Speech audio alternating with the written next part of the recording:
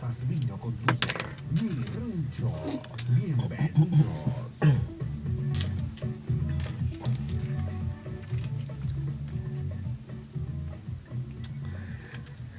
Amigos de Diblu 88.9 FM, buenos días, amigos del Facebook, Twitter, Instagram, LinkedIn, de todas las redes sociales. Buenos días, bienvenidos al primer programa agrícola y pecuario Mi Rancho, una semana más junto a ustedes con la bendición de Dios.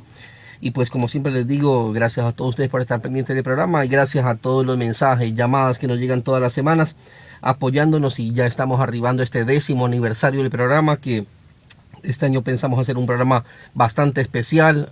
Hay que celebrarlo por todo lo alto, pues no es fácil empezar, mucho difícil mantenerse, y con la bendición de Dios pues seguimos aquí. Les recuerdo que aunque esta entrevista es grabada, no se edita, no se corta, no se resume y va entera como si estuviéramos en vivo. Ya saben, puedes ubicarme al teléfono celular 099-339-4346, el correo Jorge Paz 2323@hotmail.com. En Facebook estamos como Programa Agrícola Mi Rancho, en Twitter como @Pazmino Pérez, en Instagram como jpalmino23 y en la página de YouTube de Programa Agrícola Mi Rancho. Con las bondades de productos de Calmosa Corp, evitemos junto la presencia de Fusarium o Cisporum R4T. Aplica Agrocalcio, Supercal 200, Supercal Viva, Carbonato de Malla 40, 100, 200, 325 en el cultivo y en toda área de tránsito de vehículos y personal de la finca.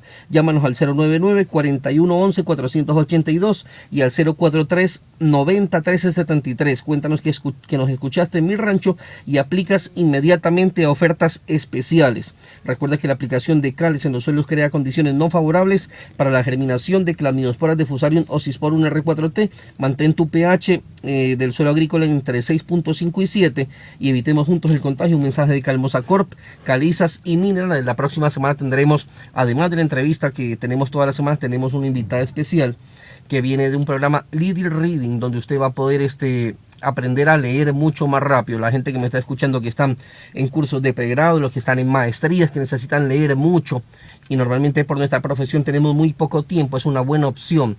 Van a haber algunos planes especiales allí, algo que van a ofertar, así que no se pierdan la próxima semana. Participan ustedes en vivo y podrán acceder a unos descuentos especiales. Usted puede aprender a leer mucho más rápido, con 100% de comprensión, entonces escúchenlo la próxima semana.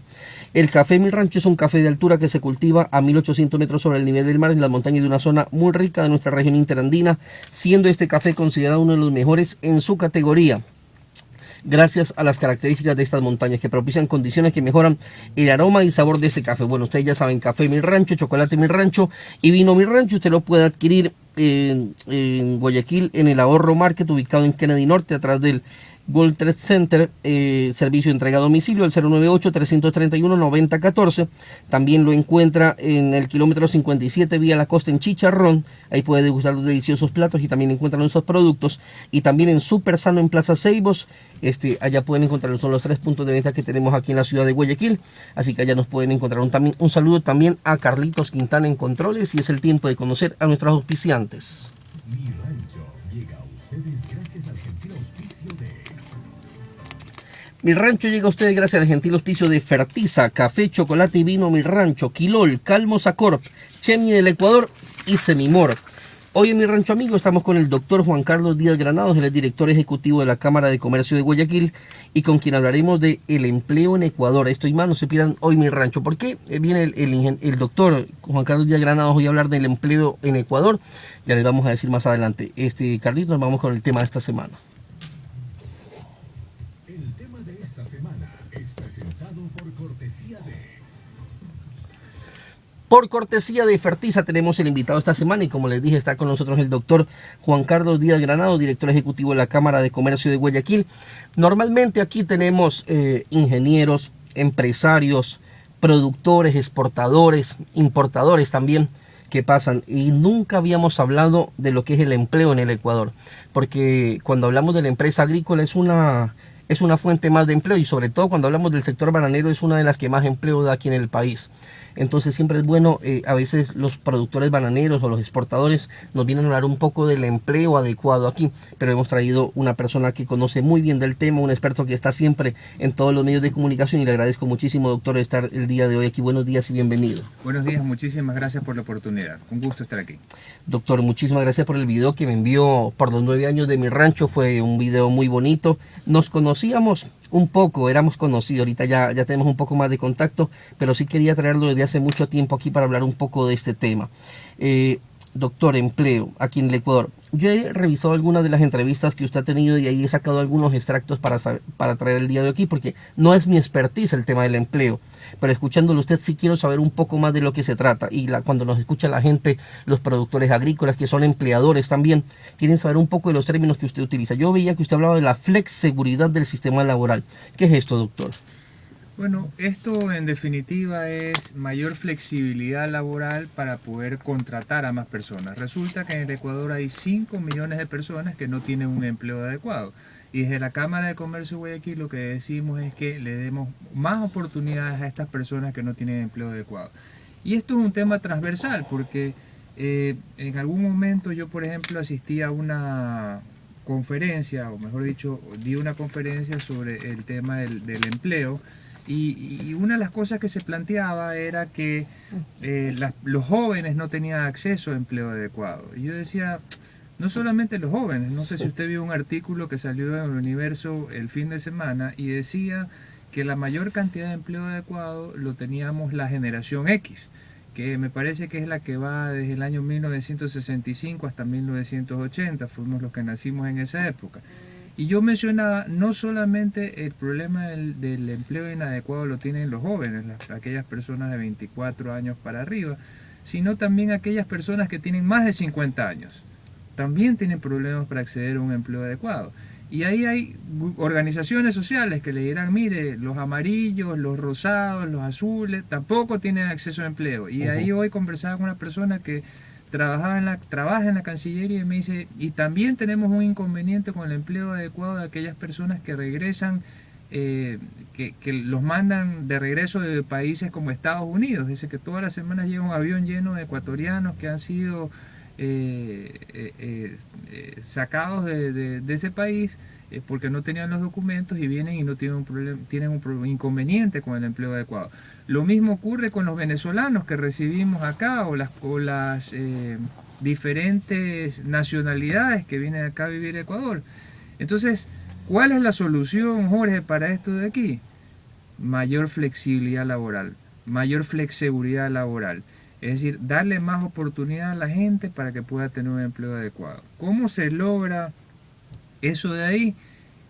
Uno, que las personas que tienen empleo adecuado no se preocupen, que son unos privilegiados. Somos unos privilegiados los que tenemos empleo adecuado. Porque eso ¿cuál es el empleo adecuado? El empleo adecuado es ese que tiene seguridad social y que en el cual se respetan todos los derechos que hay en el Código de Trabajo. Entonces, a veces los sindicatos presentan, algunos sindicatos, porque la mayoría están a favor de la flexseguridad laboral, dicen, no, pues, pero entonces que me vas a restar derechos. No, el que tiene empleo adecuado en este momento, digamos, a plazo indefinido, entonces ese no tiene que preocuparse.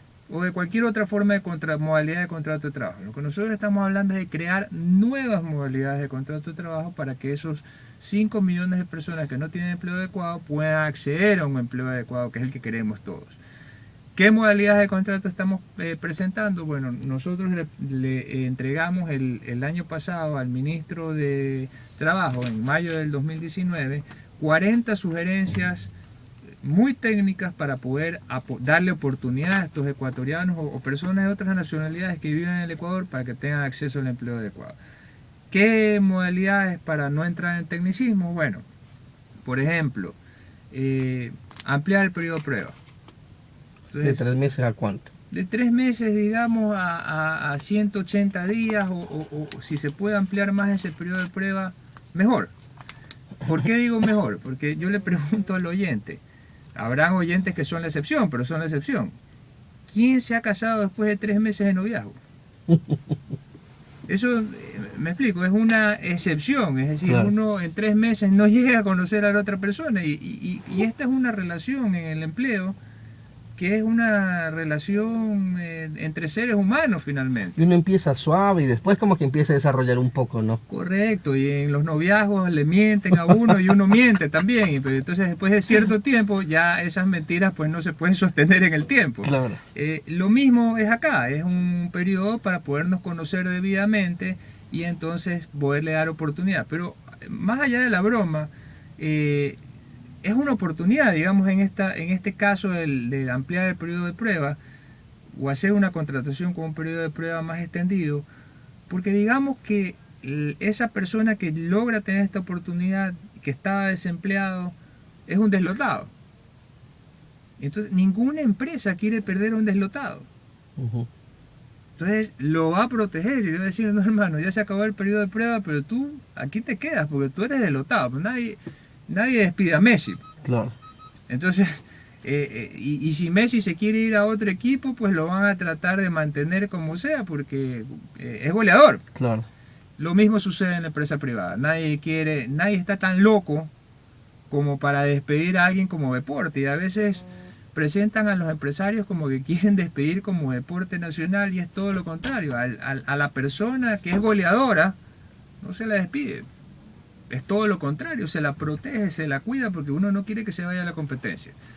Otras modalidades de contrato de trabajo de la que podemos conversar, por ejemplo, también sería el contrato eventual. El contrato eventual existía, pero por una reforma en el gobierno anterior se le puso un recargo del 35%. Y antes no había ese recargo del 35%. ¿Y qué pasa con eso de ahí?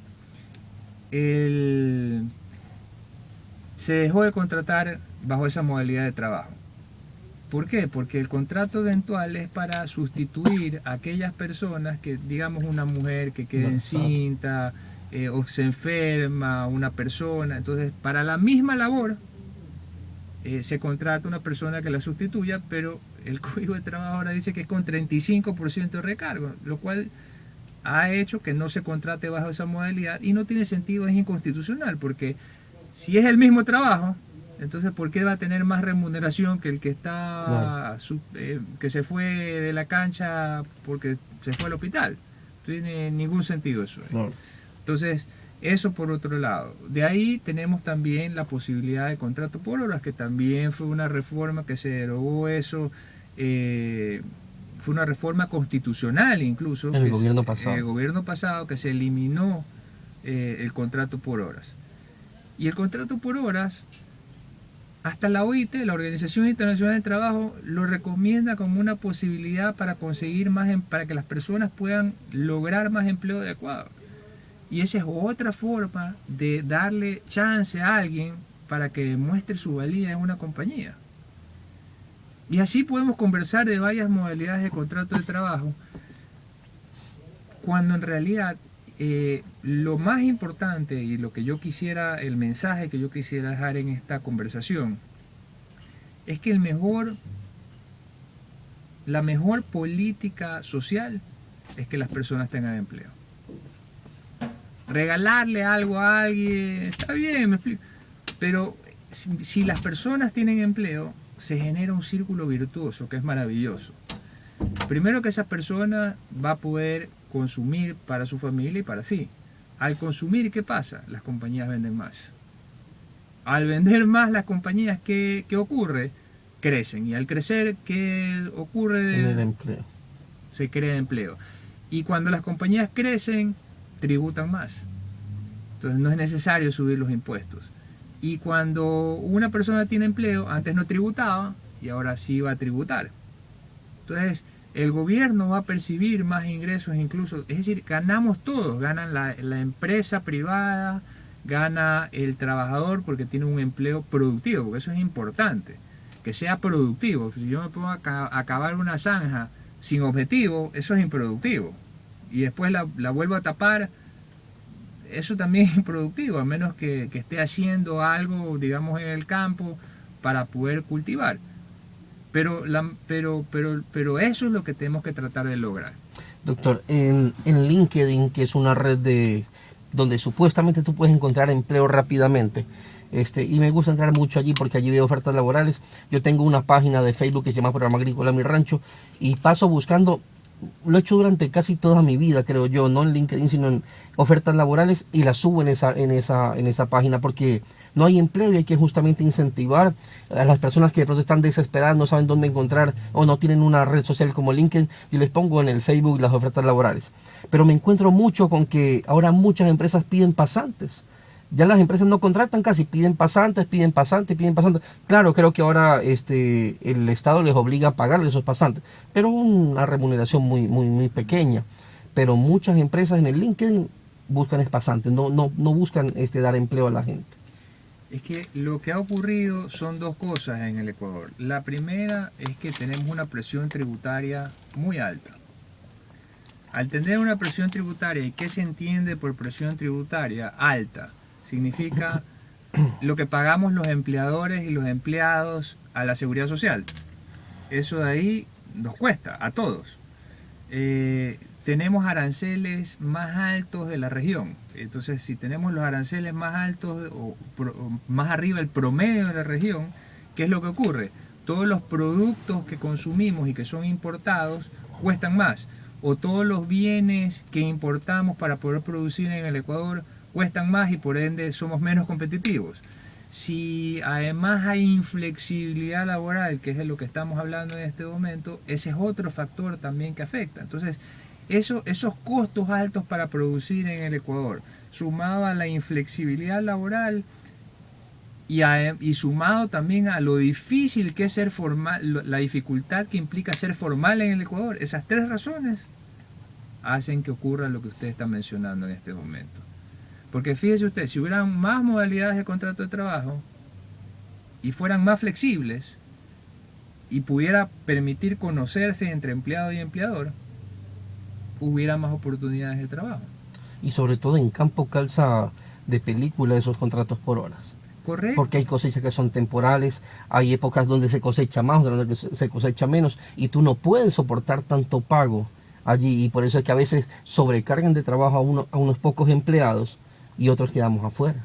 Exactamente, ese es justamente el punto y usted lo ha mencionado muy bien. De ahí también nosotros, por ejemplo, promovimos dentro de las 40 sugerencias que le enviamos al ministro en mayo del año pasado, el contrato por proyecto, que es diferente al contrato por obra cierta. El contrato por obra cierta es para una labor en particular. El contrato por proyecto es para que tiene un proyecto y un objetivo a cumplir. No solamente una obra, sino puede implicar varias obras hasta culminar el proyecto. Entonces, por ejemplo, también calza ese contrato por proyecto a lo que usted menciona para el campo. Y así sucesivamente podríamos hablar de más modalidades de contrato de trabajo. Y yo pregunto, ¿cuál es el problema de hacerlas sin derogar las que tenemos vigentes, las modalidades de contrato de trabajo que tenemos vigentes, si le estamos dando oportunidad a 5 millones de personas que no tienen empleo adecuado? ¿Qué es mejor? Tener trabajo, empleo adecuado, a través de estas nuevas modalidades de contrato de trabajo, con la opción de poder tener una modalidad de contrato de trabajo, digamos un contrato a plazo indefinido, o no tener trabajo. Yo leía que estamos más o menos en un 38% de tasa de empleo adecuado. Usted me corregirá que usted maneja mejor estos números. Usted dice que han presentado 40 propuestas. ¿Qué dice el Ministerio de Trabajo sobre esto? ¿Si es 38% o es más? Está bien, ha bajado ¿Ya? del 41%, Y sigue bajando, del 41% al 38%, como usted bien menciona. ¿Y qué es lo que ocurre ahí? Recuerde que los candidatos presidenciales de la última elección nos prometieron 250.000 empleos al año, nuevos empleos al año. ¿Y qué ocurrió en el año 2019? Perdimos 116.000 fuentes de trabajo.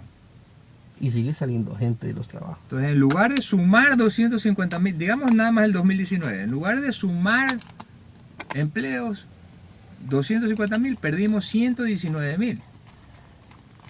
¿Y eso consecuencia de qué es? De nuevo, de que tenemos una carga tributaria muy alta que encarece la productividad en el Ecuador, la competitividad del Ecuador, no tenemos contratos flexibles de trabajo y es muy difícil ser formal. La gente que está tratando de emprender me comprende, o sea, la cantidad de trámites y en diferentes instituciones públicas que hay que cumplir. Yo soy emprendedor, doctor. Y cuénteme su experiencia. Café, cacao, vino, pero el registro sanitario, que Ahí el le código de resolvió. barras, y tú ya obtienes eso, y ahora los comisariatos que la certificación kosher, que la certificación, O sea, tú vas a trabajar es para pagar todo eso y no te queda nada. Exactamente, pues entonces eso le resta a uno competitividad y aparte de eso, entonces el negocio no se convierte en rentable. Y muchas veces desde las instituciones públicas dicen, no, pues contrate una persona, pero lo que no comprenden es que un emprendedor como usted muchas veces es el que hace todo.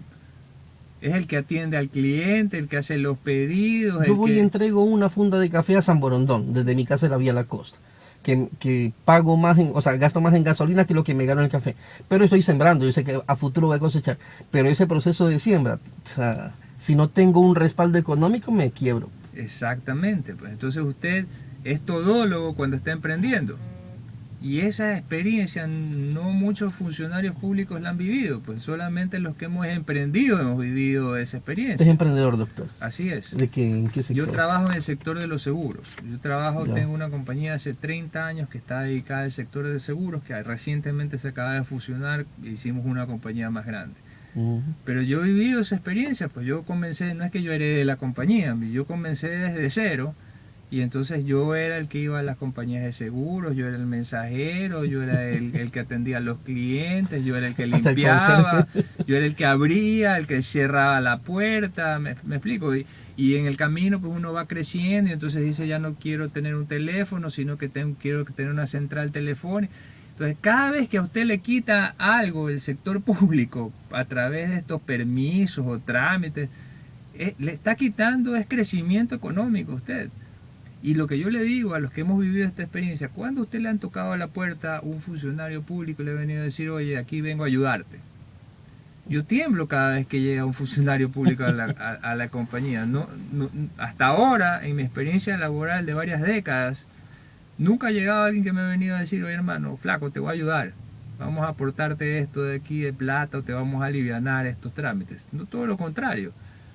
¿Sabes que vamos a ponerte más a una auditoría ahora que es obligatoria, que cuesta tanto, porque tú tienes que contratarla con alguien del sector privado, tienes que hacer este trámite adicional? Entonces, yo soy vendedor.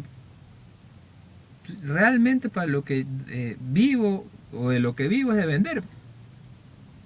Y entonces cuando a mí me restan tiempo, y al final todas las empresas están es para vender, no para estar haciendo trámites. Entonces ahí el funcionario público dice, no, pues contrata un abogado. No, pues contrata una persona que le hace... Y sabes que es un círculo no virtuoso eso de ahí, porque lo que ocurre es que las empresas grandes se hacen más grandes, porque ellos sí tienen la plata para contratar a esa persona adicional y el chiquito no. Entonces el chiquito desaparece y la grande se hace más grande. Pero entonces la gente dice... qué mala gente estos los grandes. Pero ellos dicen, a ver, yo me he convertido en oligopolio no porque he querido, sino porque han sido políticas del gobierno. Yo no he pedido esto de aquí. Entonces tenemos que mejorar el entorno de negocios también, que estamos muy mal en el doing business que hacen a nivel mundial, y eso implica todo lo que hemos conversado y también temas como la seguridad jurídica, que las reglas del juego no cambien en el tiempo, cosa que si alguien viene a invertir, pues sepa que esas reglas del juego son a largo plazo, por ejemplo, y que nadie salga a decir vamos a hacer una manifestación como la de octubre. Entonces, que son cosas o vamos a secuestrar a los turistas en la Sierra Central. Hoy estaba declarando usted sobre el tema del evento de octubre, ¿no? Si mal no recuerdo. He escrito varios artículos sobre No, pero eso. estaban declarando con Pablo Arosemena, me parece. Fuimos nosotros a declarar como Cámara de Comercio de Guayaquil y Federación Nacional de Cámaras de Comercio del Ecuador, que aglutina la Federación de Cámaras, alrededor de 100 cámaras de comercio en todo el país, y declaramos en ambos foros y dijimos, mire, el 98% de nuestros socios tuvieron pérdidas en las ventas, de alrededor del 50%. Hubo actos de vandalismo, hubo personas golpistas que salían abiertamente.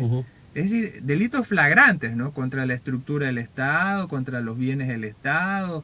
La Contraloría, usted va ahora a Quito y ahí puede tomar la foto todavía, sigue incendiada. Y la Comisión de Derechos Humanos dice que no ha pasado nada. Entonces, y la Comisión de Derechos Humanos dice que no ha pasado nada, parece que no han pasado por el edificio de la Contraloría, y parece también que para ellos los derechos de las personas que que tienen que salvaguardar el orden público, es decir, las fuerzas del orden, que los derechos de usted y yo, que sí queríamos trabajar, derechos constitucionales estamos hablando, ¿no? El derecho al trabajo, que nos los coartaron esos días, el derecho a la educación de nuestros hijos y de las personas que se están educando, el derecho constitucional también a la salud, a la libre circulación, porque acuérdense que no podíamos circular, a la atención médica, que también son derechos humanos. Todo eso son derechos Piedras humanos. a las ambulancias. Piedras a las ambulancias, que son delitos de lesa humanidad, que no prescriben nunca. Sí. Entonces, y ahora estos vándalos quieren ser candidatos presidenciales. Entonces, son delitos flagrantes. Entonces, en algunos foros nos decían, por ejemplo, pero presidente, usted prueba. Le digo, oiga, pero primero que los gremios estamos justamente para decir estas cosas porque los agremiados no quieren o no tienen el tiempo para hacer esto aquí. Pero más allá de eso, que es algo conceptual, que ustedes no vieron en los medios de comunicación cuando alguien dijo ahí que ciérreme la llave del petróleo.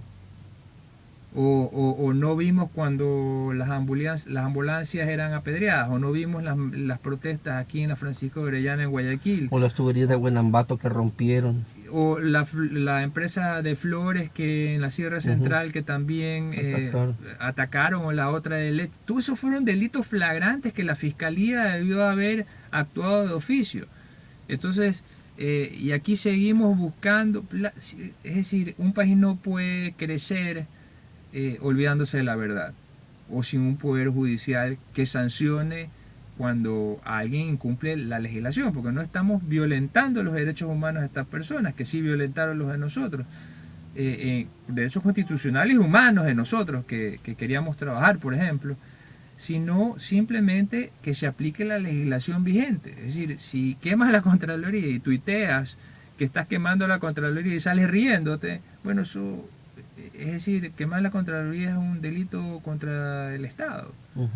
Y cuando vas y apedreas un negocio, a veces con el esfuerzo de toda una vida, y acabaste con ese negocio de un emprendimiento familiar que mantenía a una familia, que eso no es punible, no es sancionable entonces en este país.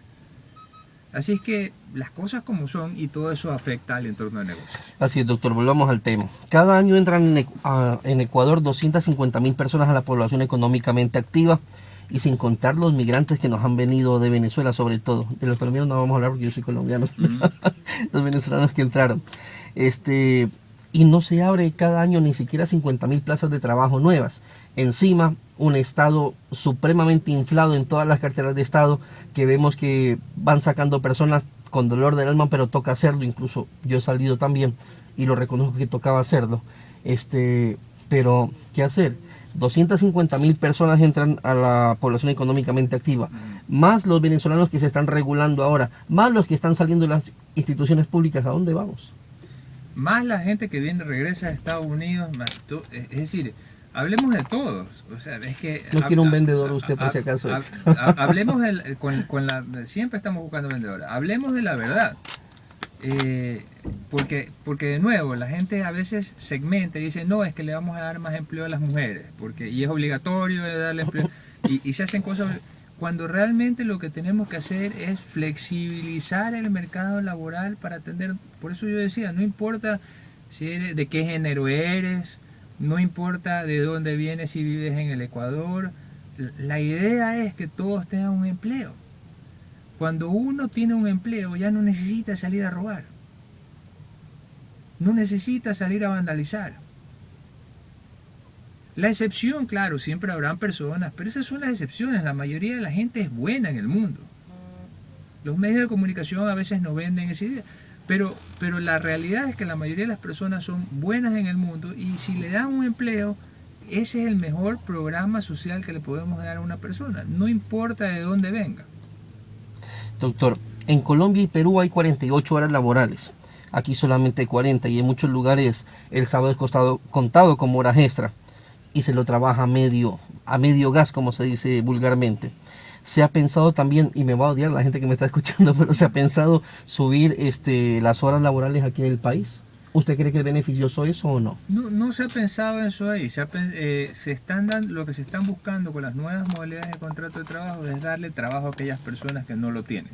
Entonces digamos que se pueden hacer, por ejemplo, jornadas laborales de 48 horas semanales, pero como una modalidad de contrato de trabajo y que usted lo puede distribuir en 6 días. ¿Por qué es eso de ahí? Porque usted conoce que el comercio, por ejemplo, en algunos negocios se mueven más los sábados y domingos. No. Entonces no necesita una persona el miércoles, por ejemplo. ¿Ya? Entonces ahí de nuevo hay una opción para que alguien venga a trabajar en esos días o se divida en la semana las Y puede horas. hacer algún tipo de emprendimiento en medio de... Exactamente. Entonces, eso es, todo el mundo gana de esa manera. ¿Y por qué no cambiamos? Es solamente por razones ideológicas. Nada más. Y lo peor de todo esto de aquí, Jorge, es que vivimos el siglo de la automatización. Entonces, seguimos discutiendo cosas del siglo XIX, cuando, por ejemplo, las industrias están completamente automatizadas. Yo tuve la oportunidad de ir a una fábrica cervecera en Holanda, el Reino de los Países Bajos se llama ahora. Y es una fábrica gigantesca y hay una persona cada kilómetro, todo lo demás está automatizado. Y después se va a un río todo automatizado y ahí se despachan los camiones. Una cosa increíble. Entonces, tenemos estas discusiones dogmáticas de déjame ver si todo está siendo automatizado. ¿Dónde está realmente, por ejemplo, en Apple, el grueso de la gente, de los empleados, que es la compañía más grande del mundo? Está en el comercio, está en la atención al público, no está en las fábricas. Porque todo lo demás está automatizado. Entonces, de nuevo, tenemos que centrarnos en el siglo XXI y los cambios del siglo XXI vienen muy acelerados. Y aquí tenemos leyes todavía de hace 20 años que las seguimos utilizando. Sí, y en una época que todo está siendo desafiado. Dígame una organización en este momento que no esté siendo debatida por la sociedad. ¿Cuál es esa organización? Todas. Entonces, todo está cambiando y nosotros seguimos discutiendo cosas del siglo XIX. Y en relación a su pregunta anterior, en el sentido de que hay 250.000 personas que ingresan a la población económicamente activa todos los años, ahí hay otra cosa, que el Ecuador, la proyección de crecimiento del Ecuador del 2020, según la CEPAL, que son amigos, 0.2%, y el FMI, que es un poquito menos amigo, 0.1%. Entonces, es decir, que el crecimiento proyectado para el Ecuador de este año es menos que lo que va a crecer la población económicamente activa. Y desde la Cámara de Comercio de Guayaquil nosotros decimos, ¿por qué nosotros nos tenemos que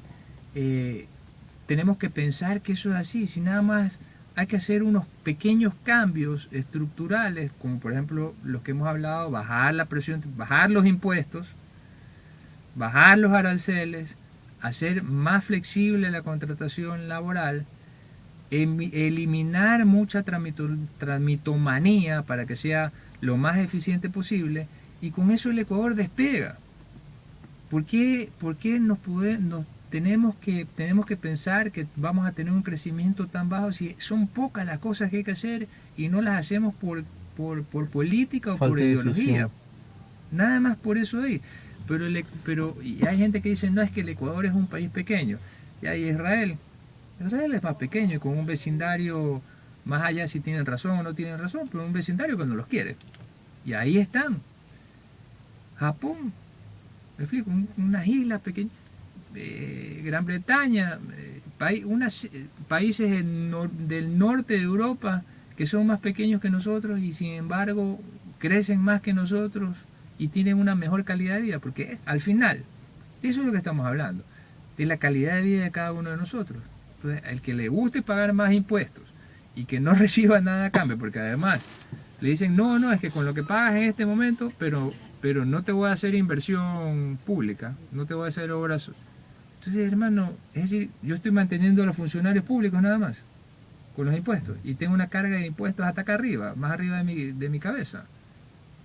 No puede ser. Y es cuestión de pararse nomás en el Ecuador y mirar para Colombia cuántas empresas extranjeras vienen a invertir en Colombia. Ver Perú igualmente. Y muchas empresas que estaban aquí en el Ecuador están migrando para allá. O sea, algo estamos haciendo mal y algo están haciendo bien nuestros vecinos que tenemos que imitar. Fíjese usted que graban con impuestos a Netflix, a Facebook y ahora con la nueva ley de simplicidad tributaria, ¿no? Entonces dicen es que no tienen a Uber, todo eso es. Entonces dicen es que no tienen un solo empleado aquí. Y yo pregunto, y por eso hay que grabarlos, y yo pregunto, si la interrogante es ¿por qué no tienen un empleado aquí? ¿Por qué están en otro lado y no aquí? Entonces tenemos que pensar que, como usted bien dice, Jorge, algo estamos haciendo mal. Entonces, en el caso de Colombia, yo tuve un cliente en los años 80 que, como abogado, y él estaba indeciso entre invertir en Colombia o en Ecuador. Y obviamente pues yo quería que invierta en Ecuador y terminó invirtiendo en Colombia. Recordémonos que Colombia en los años 80, que usted conoce muy bien, de la época de Escobar. De guerrilla. Y eso fue justamente lo que yo le dije, oye, pero tú te vas a ir a Colombia en la época. Me dice, mira, es que en Colombia tú tienes seguridad jurídica, es decir, las reglas del juego son a largo plazo. Y por ende, sí, es más inseguro, pero tú en el plan de negocios pones un rubro seguridad. Y así es como la gente calcula. Entonces, si no me cambias las reglas del juego, bueno, tengo que invertir esto en este país, en otro país tal vez no lo tendré que invertir. A ver, sumo resto, la última línea del balance sale bien. Entonces ya, invierto ahí. Solo porque las reglas del juego eran más estables en Colombia. Perú, ¿qué es lo que dicen? ¿Por qué han crecido? Porque han firmado muchos acuerdos de libre comercio que hacen que la legislación no cambie tanto, lo mismo que ha pasado en Colombia. La legislación no cambia tanto porque se han comprometido con estos acuerdos de libre comercio. Nosotros llegamos tarde al acuerdo con la Unión Europea. 10 años perdidos. 10 años tarde. Y esto es histórico, Jorge. Nosotros tuvimos una reunión con el presidente Correa y se le dijo, oiga, va a perder 300.000 empleos directos si usted no firma. No, que eso no es así. Ahí salió el ministro, le preguntó el presidente Correa a ese ministro de Relaciones Exteriores que en esa época le dijo, ¿eso es verdad? No, que presidente, te estoy preguntando si es verdad. Sí, sí es verdad. Eso eran 300.000 empleos directos, no hablemos de los indirectos. Eso es lo que hubiera pasado. ¿Y qué hicieron? Entonces, por eso fue que empezó el acuerdo con la Unión Europea. Pero llegamos 10 años tarde y claro, Colombia y Perú, que al final son nuestros competidores, que estaban compitiendo con nuestros productos y entonces ya le estaban hablando al oído a nuestros clientes pues en esos mercados. Y a nosotros nos ha tomado tiempo retomar esos mercados que usted sabe pues, que venderle a alguien y por eso hace ese esfuerzo de irse con la funda de café a entregar, porque ese servicio, ese cliente lo agradece y aparte de eso pues usted lo tiene que enamorar al cliente. Y eso puede ser con una funda de café o puede ser con varios contenedores de café. Al cliente hay que enamorarlo. Y una vez que ese cliente se enamora, no le compra más, pues ese es el problema. Y a veces los funcionarios públicos del gobierno pasado nos decían, no, pues le vende a otra persona. Porque lo más difícil es vender, claro. Encontrar a alguien que le quiera comprar. Si hay que enamorarlo a ese cliente hasta que al final le termina comprando y hay que tratar de mantenerlo en el tiempo. Yo pongo mucho como ejemplo las cosas que yo hago porque es bueno que la gente lo entienda, como cuando empecé con mi programa hace 10 años. Empecé con alguien me pagaba $100 para hacerlo y así empecé. Y ahora tengo algunas empresas, unas entran, otras salen, pero ahí me voy manteniendo. Con mi café, usted lo dice, yo llego con una funda de café desde la Vía Costa de San Borondón, más gasto en gasolina que lo que me voy a ganar ahí, pero la gente que ya te conoce, dice, ya no me tráeme 3, porque saben que te cuesta más la gasolina. Y después de eso lo prueban. De pronto mi café no es el mejor del mercado, pero ellos valoran tu servicio. Claro. Y van a decir, a Jorge yo lo llamo y al otro día está aquí trayendo. Uno ya vende servicio y va en un buen empaque. Y son cosas que uno tiene que valorar como emprendedor. Doctor. Y lo recomiendan. Lo recomiendo. Entonces ahí se gana otro cliente. Entonces ya de pronto el viaje... Yo lo perdí a usted porque me olvidé traer el café. No se preocupe, siempre hay tiempo para eso. Sí, Uno que es cafetero hay Ya oportunidades. se lo voy a hacer llegar. Competitividad es algo que nos hace falta a nosotros. Capacitación, no nos gusta capacitarnos. Oye, doctor, usted hace aquí capacitaciones gratuitas y la gente no va. A veces las hace cobradas, cobrando $5 y todo. Y entonces, como es cobrada, la gente dice, bueno, pero si el expositor es extranjero, todos queremos ir. Si es uno nacional, no lo tomamos en cuenta. Ese es un error que tenemos aquí. ¿Cómo subir productividad? ¿Cómo cambiarle el chip a la gente que nos está escuchando? Bueno, dicen los entendidos en educación que los próximos años, por ejemplo, las personas van a tener que hacer varias maestrías a lo largo del tiempo. Es decir, porque el mundo evoluciona tanto y la tecnología, es decir, en este teléfono hay más información, estoy hablando de un teléfono celular inteligente, que la que, por ejemplo, Ronald Reagan tenía como presidente en su época en Estados Unidos. Entonces hay mucha información y esta tecnología va a evolucionar muy rápidamente, de tal manera que eventualmente nos vamos a poder conectar directamente sin teléfono. Entonces ya vamos a googlear de una manera diferente y el mundo va a cambiar. Entonces todo el tiempo vamos a tener que estarnos actualizando. Entonces las personas que quieran superar este mundo de competitividad, necesariamente vamos a tener que capacitarnos constantemente. Y yo le cuento una historia. Nosotros como Cámara de Comercio de Guayaquil tenemos, además de eso, el Centro de Arbitraje de la Cámara de Comercio de Guayaquil, que resuelve conflictos, es una forma alternativa de resolver conflictos, es una forma constitucional de resolver conflictos. Todo lo que se pueda transar se puede resolver de esa manera, a través de mediaciones o arbitrajes. Y por otro lado tenemos IDEPRO. IDEPRO es el brazo capacitador de la Cámara de Comercio de Guayaquil. IDEPRO tiene más de 30 años sirviendo a los guayaquileños. Capacitamos alrededor de 12.000 personas anuales, en todo. Entonces, si usted quiere capacitarse, por ejemplo, en Excel non plus ultra avanzadísimo, hay un curso ahí rápido de IDEPRO, para eso hay. O Excel más fácil para principiantes, también hay un curso. O algo de tributación especial. Entonces, le cuento esta historia porque un día se me acercó una persona y me dijo, sí sabe que yo soy un empresario en este momento y no, por cosas de la vida, no pude terminar mi carrera universitaria. Pero yo he sido siempre muy curioso y los cursos de IDEPRO me han ayudado mucho porque son muy puntuales y eso ha hecho que mi negocio pueda salir adelante. Entonces ahí le pongo un caso práctico de una persona que tuvo que trabajar y emprender y ahora es empresario, que entendió que la importancia de la capacitación y de la educación para poder seguir adelante y sacar adelante a su familia y a su negocio. Y ese negocio emplea a muchas personas. Muy bien, y hablamos de lo que hace falta para dar más ejemplo aquí, pero también hay que reconocer, doctor, que en años pasados se abusó mucho de la tercerización aquí y que muchos empresarios en el pasado cometieron ciertos abusos con ese tema. ¿Eso ya está saldado? ¿Eso ya está solucionado? Mire, aquí hay una visión que hay que, porque siempre la historia es un poco tergiversada, ¿no? Yo pregunto a la audiencia, ¿existía la tercerización por qué?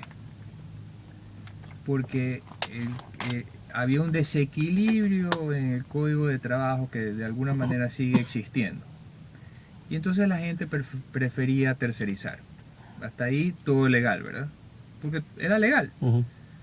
Entonces, digamos que hay dos compañías. La compañía A, que es una compañía formal que tercerizaba y que cumplía todas las reglas del juego, y la compañía B, que tercerizaba pero no cumplía las reglas del juego. La compañía A, que era formal, que cumplía con todas las reglas del juego, pagaba todas sus obligaciones tributarias, laborales, etcétera, etcétera, que tercerizaba a cierta parte de sus trabajadores o a todos sus trabajadores. Y la compañía B, en cambio, informal, que no hacía eso. ¿Usted cree, o los oyentes creen, que a la compañía A, que cumplía todo, le hacía chiste que la compañía B sea competencia desleal? No. Porque la compañía B entonces competía deslealmente y adicionalmente, por ende, tenía mejores precios. Y yo pregunto, más allá de que el ámbito laboral aquí en el Ecuador tiene este inconveniente para poder contratar más fácilmente, que nos perjudica finalmente a todos. Yo pregunto, ¿de quién era la responsabilidad de perseguir o sancionar a la compañía B? ¿De la compañía A? No, del Estado. Del Ministerio de Trabajo en concreto. Y ahora resulta que son los empresarios los responsables de esto de aquí. Pues si a la compañía A que pagaba todo ya hubiera querido pues que el Ministerio de Trabajo vaya a sancionar a la compañía B para que no haya competencia desleal. Entonces, una vez más, y no nos olvidemos los ecuatorianos, una vez más la historia se ha tergiversado y nosotros le pagamos impuestos a los funcionarios del Ministerio de Trabajo justamente para que sancionen a compañías como la compañía B que no cumple con sus obligaciones. Entonces, ya hubiéramos querido las compañías A que sancionan a la compañía B, que eran las minorías, y que esas compañías cumplan con todas sus obligaciones. El sector formal no quiere pues que existan compañías B informales que no cumplan con todas las obligaciones. Es competencia desleal. Ujú. Bueno, en resumen, ¿qué necesitamos? Más acuerdos de libre comercio, eliminar aranceles a nuestras exportaciones, eliminar impuestos y hacer más simple la tributación en Ecuador y la tramitología, seguridad jurídica, independencia del sector laboral. ¿Qué más necesitamos? Eso es lo que necesitamos. Parece tan simple. Bueno, es que es simple, hay que hacerlo nada más. La ejecución seguramente no será tan simple, pero eso es. Y yo pregunto, todos los políticos vienen acá y nos dicen que todos, desde que yo me acuerdo, ofrecen empleo. Y cuando llegan al poder y lo que uno les está diciendo, oye, pero si, yo no entiendo a veces a los políticos, yo le he dicho esto, pero si tú ofreces empleo a través de más modalidades de contrato de trabajo y cumples tu promesa por esa vía, yo te reelijo, pues hermano, y todos los demás te van a reelegir. ¿Por qué no haces eso? Y no me han podido contestar esa pregunta. Y a mí no me importa si es azul, amarillo, rojo. Yo voto por ese de ahí. Es que yo, por ejemplo, yo no tengo empleo. Yo soy vendedor. Y usted me dice, Jorge, yo te necesito, pero yo no te puedo pagar un sueldo completo. Te puedo pagar $200 mensuales como sueldo básico y comisiones. Y así mismo me busco otra empresa. Entre las dos hago $400 que ya hago un básico. Y más las comisiones que tenga. Y sigo vendiendo mi café, mi cacao, y entre todas las cosas que hago, reúno unos $1000 mensuales. Ya tengo para estar un poco tranquilo. Correcto. Y en una de esas viene y dicen, oye, pero este Jorge es un pelotado. Tráelo para acá. Tráelo para acá. Entonces, porque aquí nos llenamos la boca con estas mentiras. Y el doctor Díaz Granado dice, paguémosle $1000 de sueldo fijo a Jorge. Claro, y se acomoda. exactamente. Porque porque este es un talento. Usted no vota los talentos. Y así comenzamos esta conversación. Usted no vota a los Messi. Usted los mantiene los Messi contentos para que sigan metiendo goles. Entonces, lo mismo es en las empresas. Eso es lo que finalmente tenemos que hacer y así vamos a ganar todos. Muy bien, señor agricultor, para esta temporada visita y fertiza tenemos paquetes tecnológicos, semillas certificadas, fertilizantes y agroquímicos para arroz y maíz con subsidio, fertiliza solución para su cultivo. Cardito, vamos a la primera pausa y retornamos con la segunda parte del programa. ¿Cómo vamos, doctor? Muy bien, muy bien. Yendo en especialidades. Ah, está bien, pero vamos bien. Sí.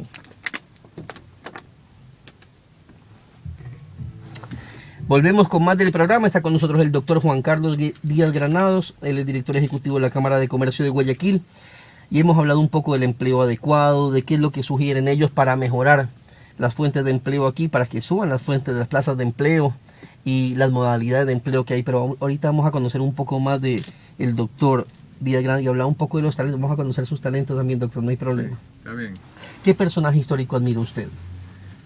Personajes históricos yo admiro a muchos, depende del contexto. Cualquiera, también, el ¿no? que se le venga primero a la cabeza. Pero ¿en qué sentido? ¿En lo económico, en lo social? Que usted quiera. Ahorita se me viene uno, ese es. Sí, bueno, a José Joaquín Olmedo, ¿Ya? ¿Y por qué? porque es un guayaquileño que aquí la historia nos enseña que fue alcalde, el primer alcalde de Guayaquil, pero realmente fue el presidente de la provincia libre de Guayaquil. Y la provincia libre de Guayaquil fue la que promulgó la primera constitución del Ecuador, que entre paréntesis no se estudia ni en las facultades de Derecho. Él fue a las Cortes de Cádiz en una época en que los indígenas eran explotados, especialmente en la sierra, y defendió a los indígenas. Son ideas muy avanzadas, ¿no? Y una vez que hubo la independencia de Guayaquil, que ahora este año cumplimos el bicentenario gracias a esa gesta, Guayaquil empezó a liberar el resto del Ecuador, y la bandera que flameó en la liberación y en la batalla de Pichincha el 24 de mayo de 1822 fue la bandera de Guayaquil. Porque la bandera de Ecuador, recordemos que recién existió en 1830. Entonces José Joaquín de Olmedo es un hombre brillante que trabajaba también en el campo, tenía su hacienda. En los ríos. Exactamente, y entonces un hombre también de letras que era multifacético y que nunca tuvo ansias de poder, porque si uno lee la biografía de él, se da cuenta que siempre el grupo social lo alaba a él para que lidere las cosas, pero él escribía: yo prefiero estar en mi hacienda. Y esto pues seguramente los agricultores lo comprenderán muy bien. ¿Cuál es el mandamiento más difícil de cumplir para usted? Todos. Todos son difíciles. Todos los mandamientos son difíciles. Es una cuestión mental y de responsabilidad. ¿Extraña algo de su niñez usted? Toda mi niñez. Yo fui y soy una persona feliz. La niñez tiene una magia muy interesante. Yo tuve una niñez muy alegre. Tengo la suerte de tener a mis padres vivos y a mis hermanos también vivos. Y tuvimos una infancia muy feliz. Las amigas de mi mamá, que en este momento pues, ayudan todavía a la sociedad en diferentes ámbitos, nos enseñaron esa responsabilidad hacia la sociedad, pero también a usar nuestra imaginación. Tuve, gracias a Dios, también mucho contacto con la playa, entonces yo soy muy cercano, gracias a eso, al océano, y gracias a las amigas de mi mamá y a mi padrastro pude tener un mundo lleno de imaginación, de literatura, de política, muy rico, del cual yo quedé muy agradecido. ¿No es surfista usted?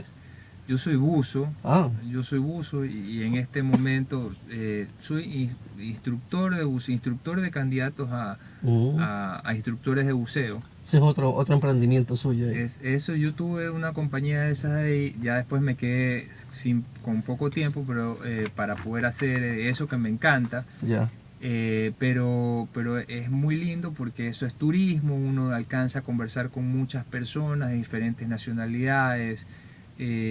Aparte de eso me llevó a viajar por diferentes lugares del mundo chévere. para bucear.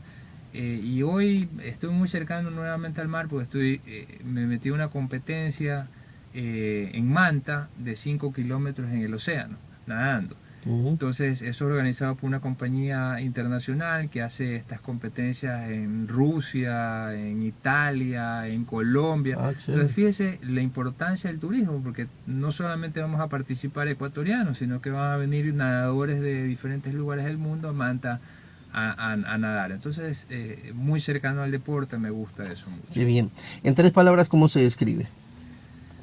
¿Cómo me describo? Sí. Una persona social, me gusta constantemente conocer personas, familiar, disfruto mucho de mi familia y amigo, son 3 cosas importantes. ¿Qué equipo le gusta? Ninguno. ¿Ninguno? Ni la selección. Bueno, la selección sí, obviamente. ¿Ya? ¿Y cómo hace un guayaco que no le gusta ni Barcelona ni Melec? Sí, yo la verdad es que nunca, tal vez eso viene del lado de mi abuelo. Mi abuelo era un médico y él de alguna manera siempre me inculcó un poco más dedicarme a los libros. Entonces sí jugaba fútbol, yo no era tan bueno, pero ese tiempo lo invertí en otras cosas. ¿Qué no le gusta de usted? ¿Qué no me gusta de mí? Me gustaría estar de mí. Tal vez quisiera dedicarle más tiempo a mi familia e interactuar más con ellos. ¿Cuál fue su mejor trabajo? Mi mejor trabajo es este que estoy haciendo en este momento como director ejecutivo de la Cámara de Comercio ¿Y Guayaquil. su peor trabajo? No he tenido peores trabajos, la verdad es que todos los trabajos los he disfrutado y he agradecido por tenerlos. Todo lo que uno hace en la vida es parte del camino y hay que disfrutar el camino. ¿Su peor miedo? No tengo miedos. No tiene miedo. ¿Qué es lo más importante que ha hecho en su vida? Mi familia. ¿Qué no perdonaría? Yo todo lo perdonaría. ¿Su último llanto? Mi último llanto puede haber sido una película. ¿Su cantante favorito? Tengo muchos cantantes favoritos. A mí me gustan varios géneros musicales. Uno que se le venga ahorita. Por ejemplo, a mí me gusta, no sé, Coldplay, Alejandro Sanz. Oye, ¿qué ha hecho por amor?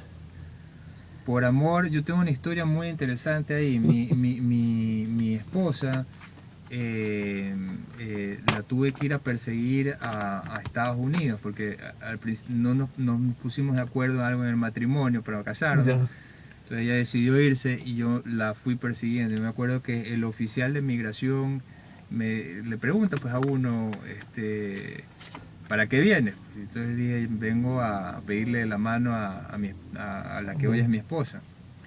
Y entonces me dice, ¿estás seguro? Entonces, el oficial de migración gringo.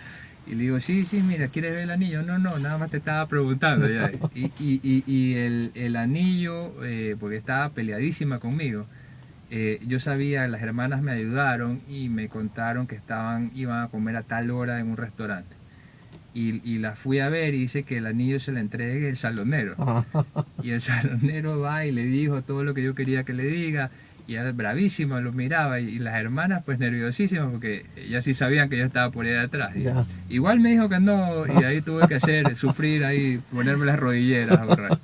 Pero qué chévere. Sí. Yo le cuento que mi esposa se fue con su hijo a Estados Unidos. Así, no estábamos peleados. Pero yo quería darle una sorpresa y yo no sé hablar inglés. Y empecé a hacer una traducción en la computadora y empecé desde mi teléfono, hotel por hotel en Estados Unidos, donde yo sabía que iba a estar en Orlando. Y empecé a buscar hasta que llegué a ella después de como 40 hoteles. Sí. Y la logré cuando yo la llamé y le dije, Cecilia, te habla Jorge. Y esa fue una sorpresa que nunca se olvida y son puntos que uno hace para poderse casar. Claro, por supuesto. Su apodo, ingeniero. Doctor, perdón. A mí me dicen Bambi. Ya. Sí. Su amor platónico.